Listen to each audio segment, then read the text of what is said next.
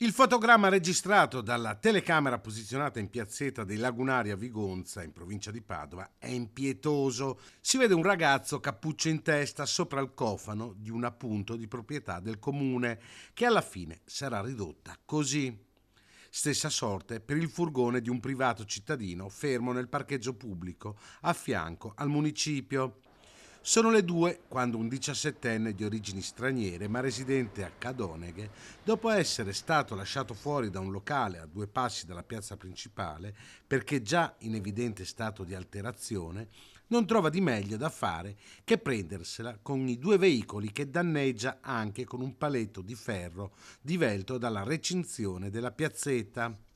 Pochi minuti bastano per causare migliaia di euro di danni. Grazie alle telecamere il vandalo è già stato identificato e denunciato.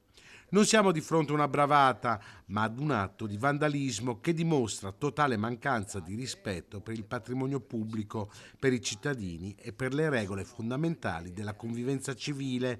Il commento sconsolato del sindaco Gianmaria Boscaro, che aggiunge: dopo la denuncia fatta con il proprietario del furgone, ho già convocato la famiglia che risponderà economicamente fino all'ultimo centesimo.